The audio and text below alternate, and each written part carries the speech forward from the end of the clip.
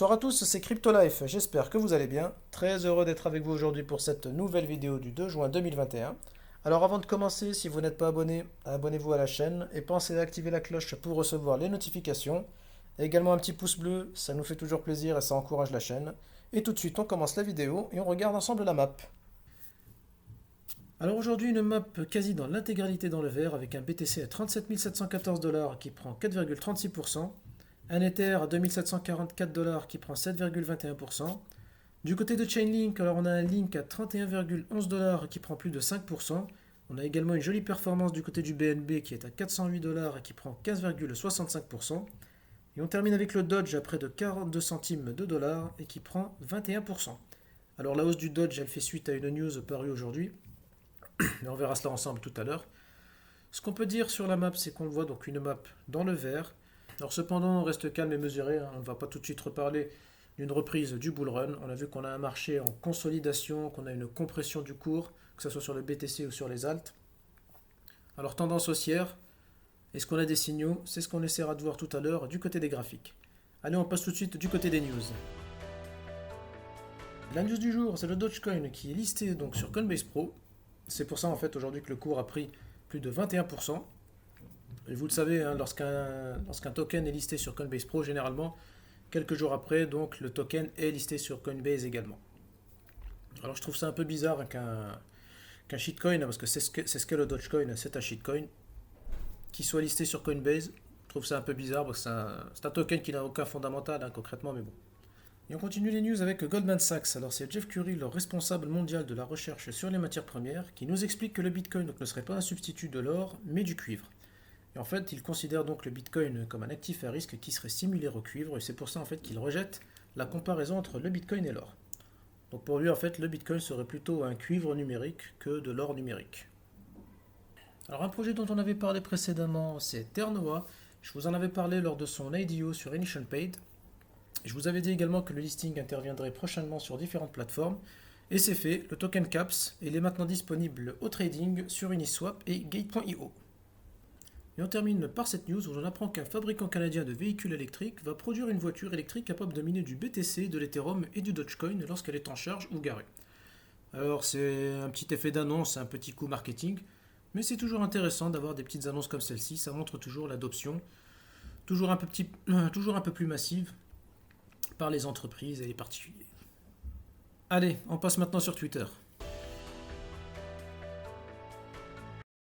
Alors aujourd'hui sur Twitter, bien tout d'abord abonnez-vous si vous n'êtes pas abonné. C'est là où on est les plus actifs et les plus réactifs. Comme je vous le dis souvent, hein, c'est là où on essaie de retweeter, de relater les informations les plus intéressantes et les plus pertinentes au cours de la journée. Et alors petite news justement sur Ternoa encore. Donc Ternoa, il y a une pool de liquidité qui sera créée le 22 juin. Une pool de liquidité donc avec CAPS, le token de Ternoa, qui sera créée sur PancakeSwap.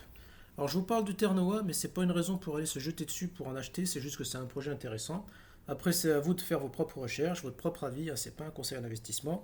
Comme je vous le dis souvent, faites toujours vos propres recherches sur un projet. Et on va terminer avec ce petit tweet alors d'Elon Musk qui nous explique que quand il a retrouvé une photo de lui quand il était enfant. Alors voilà, petit troll d'Elon Musk, hein, ça commençait à nous manquer, ça faisait longtemps qu'on n'avait plus de nouvelles de lui, qui continue encore de troller et de soutenir le Dodge. Alors je ne comprends toujours pas son intérêt pour le shitcoin, je ne sais pas ce qu'il prépare, mais bon. Voilà. Et on passe tout de suite à l'analyse des graphiques. Alors au niveau des graphiques, alors je commence directement par la market cap des alts. Pas besoin de parler de la Bitcoin dominance, hein, franchement il ne se passe pas grand chose là-dessus.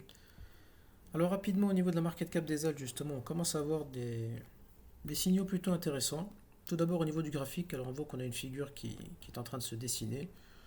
Certains y verront un triangle rectangle, d'autres un W. Alors le W il n'est pas très propre, mais bon pourquoi pas.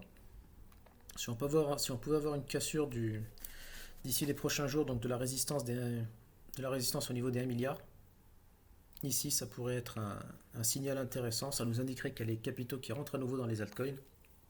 Surtout si le Bitcoin reste dans une phase de range, ça profitera largement aux alts. Alors c'est vrai qu'on a un croisement ici, alors une cassure de la moyenne mobile à 50 périodes par la moyenne mobile 20 périodes à la baisse. C'est un petit signal plutôt baissier, mais bon, c'est un signal court terme. Donc le plus important, c'est qu'on essaye de valider en fait cette figure et la cassure cette résistance des 1 milliard ici. On a également au niveau du RSI, pour ceux qui utilisent le RSI, cette oblique qui a été cassée à la hausse. Ça pourrait être un signal supplémentaire. Alors on va surveiller ça ces prochains jours, mais ça serait pertinent parce que comme je l'ai dit, si le Bitcoin reste en range, les capitaux vont sûrement se rediriger vers les alts et on pourrait avoir peut-être pas un retournement vers une tendance haussière, mais tout du moins dans un premier temps un joli rebond. Alors on continue avec le BTC, avec le Bitcoin face au dollar en daily. Alors il n'y a pas grand chose à dire, le graphique n'a pas beaucoup changé par rapport à hier, on est toujours sous cette phase. On est toujours dans cette phase de consolidation, toujours sur la moyenne mobile 200 périodes.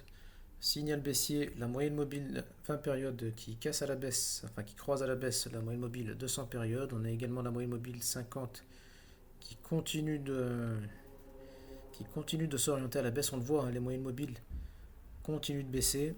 On voit qu'elle a croisé à la baisse la moyenne mobile 100 périodes. Pour moi, c'est plutôt baissier. Alors, faudra espérer au niveau des figures qu'on a là en ce moment, soit un W, soit un triangle symétrique, une cassure à la hausse et une cassure de la résistance des 40 000 $. Pour l'instant, le scénario n'a pas changé. Un range ou une continuation à la cassure du support des 30 000, 32 000, d'une continuation de la tendance baissière. Alors on continue avec l'Ethereum face au dollar. Alors la situation n'a pas beaucoup changé depuis hier avec l'Ethereum. On est toujours dans cette phase de consolidation. On le voit, on commence à dessiner un triangle symétrique. Soit un W pas très propre, mais bon, figure en double creux. Pourquoi pas avoir un signal haussier prochainement avec une cassure de cette oblique à la hausse, même si c'est un triangle symétrique pour moi, c'est une figure de continuation. Pourquoi pas une cassure à la hausse, c'est tout à fait possible. Cassure de la résistance des niveaux des 3 000 $, des 2 900, 3 000 $, et reprise d'une continuation de la tendance haussière. Ce serait tout à fait pertinent si le Bitcoin reste en range actuellement. On l'a vu, hein, les capitaux pourraient se rediriger vers les alts.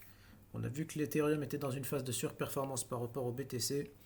Ça pourrait être un scénario pertinent. Alors on attendra les prochains jours pour en savoir un peu plus. Mais pour l'instant, on est toujours dans cette phase de consolidation. Alors on continue l'analyse avec le BNB. Je vous montre le BNB rapidement parce qu'on pourrait avoir un signal intéressant. On voyait que le cours ici, on était dans une phase de consolidation dans un triangle symétrique. Alors certains y verront un W, moi j'y verrai plus un triangle symétrique, qui généralement est une figure de continuation à la baisse, mais bon, c'est tout à fait, ça arrive qu'on ait une continuation à la hausse. Et justement, donc on a cassé cette oblique à la hausse.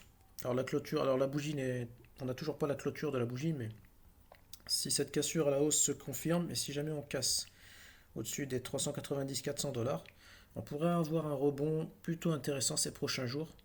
D'ailleurs, on va se fixer l'objectif, donc prendre la base du triangle qu'on reporte à la cassure. Et on pourrait, pourquoi pas, ces prochains jours, retourner toucher la résistance au niveau des 500 $. Je vous montre le cake rapidement. On est aussi également dans la même configuration. Cassure du triangle à la hausse. Pourquoi pas une clôture au-dessus des 20 $. Si c'est le cas, pareil, on se fixe à l'objectif. On reporte à la cassure de l'oblique du triangle qui a servi de résistance. Et on pourrait, pourquoi pas, aller retoucher les 25 $ prochainement sur le cake. Alors des signaux plutôt intéressants, hein, sur le BNB, sur le cake. On verra si ça se confirme ces prochains jours. Et voilà, c'est tout pour moi, c'est la fin de la vidéo. J'espère qu'elle vous aura plu. Si c'est le cas, laissez-nous un petit pouce bleu et un commentaire. Ça fait toujours plaisir, ça nous donne de la force et ça encourage la chaîne. Et sur ce, je vous dis à demain pour une nouvelle vidéo. À bientôt!